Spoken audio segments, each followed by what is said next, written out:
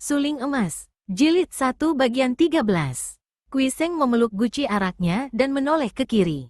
Melihat wajah Ayu itu menengadah, mata bintang itu menatapnya, dan mulut manis itu setengah terbuka, hatinya tertusuk dan cepat-cepat ia membuang muka sambil memejamkan matanya. Kemanapun boleh, jawabnya tak acuh, lalu menenggak araknya sambil duduk di punggung kuda tanpa memegangi kendalinya. Bagaimana ini? Kau yang mengajak aku? Biarlah kita ke timur, sampai di tepi sungai Wuqiang yang indah. Bagaimana, Koko? Baik, ke lembah Wuqiang, jawab Kuiseng. Lucian membedal kudanya dan Kuiseng masih tetap duduk sambil minum arak, akan tetapi kudanya dengan sendirinya mencongkelang mengikuti kuda yang dibalapkan Lucian. Tak lama kemudian mereka sudah keluar dari daerah kota raja, memasuki hutan. Kembali Lucian menahan kudanya, dan kuda Kuiseng juga ikut berhenti. Kui Koko, mengapa kau hanya minum saja? Kita melakukan perjalanan sambil bercakap-cakap, kan menyenangkan? Apa kau tidak suka melakukan perjalanan bersamaku? Kui Koko, hentikan minummu, kau pandanglah aku. Mulai jengkel hati Lucian yang merasa diabaikan atau tidak diacuhkan. Kuiseng menoleh lagi ke kiri, makin terguncang jantungnya dan kembali ia menenggak araknya. Nona, tidak apa-apa, aku senang melakukan perjalanan ini. Arak ini wangi sekali. Lucian cemberut dan tidak menjalankan kudanya. Wangi arak yang menjemukan.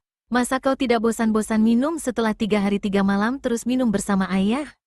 Kui Koko, aku pernah disebut ayah bunga kecil harum, dan orang-orang di sana semua mengatakan bahwa ada ganda harum sari 1000 bunga keluar dari tubuhku. Apakah kau tidak mencium ganda harum itu? Kuiseng tersentak kaget. Alangkah beraninya gadis ini, alangkah bebasnya dan genitnya, mengajukan pernyataan dan pertanyaan macam itu kepada seorang pemuda. Dia sendiri yang mendengarnya menjadi merah wajahnya, akan tetapi secara jujur ia berkata, memang ada aku mencium bau harum itu, Nona. Semenjak kita bertanding, ganda harum itu tidak pernah terlupa olehku. Bagaimana ini? Ia tergagap, dan untuk menutupi malunya kembali ia menenggak araknya. Lucian menahan tawanya dan hatinya makin gembira. Kiranya laki-laki ini tiada bedanya dengan yang lain, makhluk lemah dan bodoh, canggung dan kaku kalau berhadapan dengan gadis ayu. Alangkah akan senang hatinya dapat mempermainkan laki-laki ini, mempermainkan pendekar yang memiliki kepandaian tinggi, yang kesaktiannya menurut ayahnya ketika membisikkan pesan tadi, tidak berada di sebelah bawah tingkat ayahnya. Kuiseng, berhenti. Tiba-tiba terdengar bentakan dari belakang pada saat Kuiseng sedang minum araknya sambil diawasi oleh Lucian. Gadis itu terkejut karena mengenal suara bentakan. Cepat ia membalikkan tubuh di atas punggung kudanya. Ma Susiok, Paman Guru Ma. Ada keperluan apakah Susiok menyusul kami? Biarpun masih duduk di atas kudanya membelakangi mereka yang baru datang, Kuiseng tahu bahwa yang datang adalah 2 orang. Kemudian ia merasa heran juga ketika mendengar suara Ma Taikun berubah sama sekali saat menjawab pertanyaan Lucian. Lucian, kau menjauhlah dulu. Urusan ini adalah urusan antara Kuiseng dengan aku. Percayalah, tindakanku ini sesungguhnya demi kebaikan dirimu. Kuiseng adalah seorang pemuda yang amat halus perasaannya. Ia maklum orang macam bagaimana adanya sutik kedua dari Pat Jiu Sinong ini, seorang kasar dan pemarah, sombong dan tinggi hati. Mengapa tiba-tiba terkandung getaran halus yang amat berlawanan dengan wataknya itu ketika bicara terhadap Lucian? Tiba-tiba ia teringat akan semua peristiwa di Nanchao dan keningnya berkerut. Tahulah ia sekarang sebabnya dan sekaligus terbongkar sudah olehnya semua rahasia pembunuhan di Bengkau. Hal ini mendatangkan marah di hatinya. Nona, lebih baik kau menuruti permintaan Susiokmu. Kau minggirlah, dan biar aku bicara dengannya, ujar Kuiseng. Liu Lucian tersenyum dan menjauhkan kudanya dengan wajah berseri. Hal inilah yang tidak dimengerti oleh Kuiseng. Mengapa gadis itu malah tersenyum seperti orang bergembira padahal jelas bahwa paman gurunya mempunyai niat tidak baik terhadap dirinya?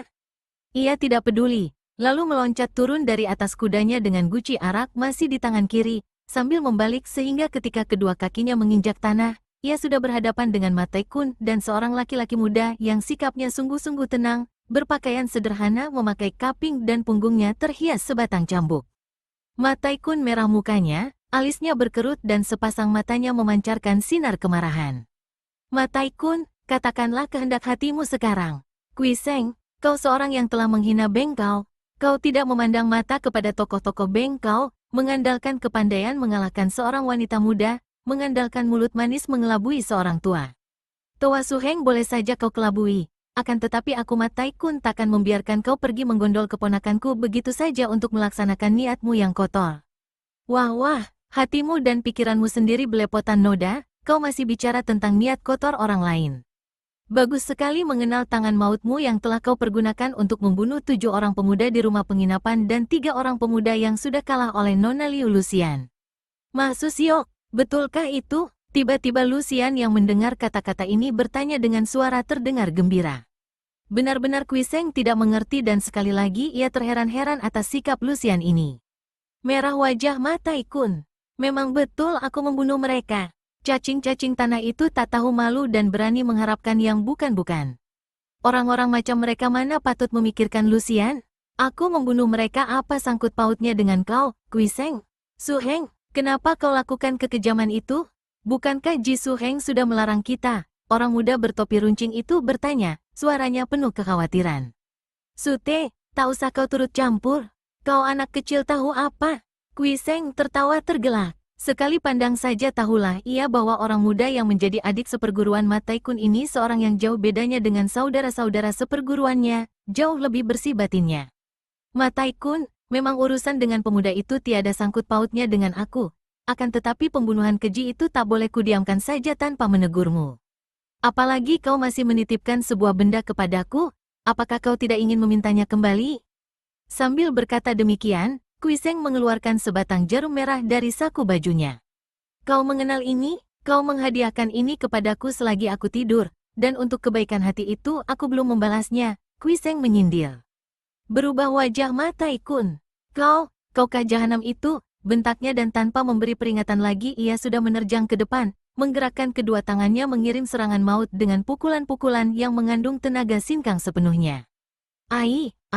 Inikah tangan maut yang mengandung racun merah itu? Kuiseng mengelak sambil mengejek.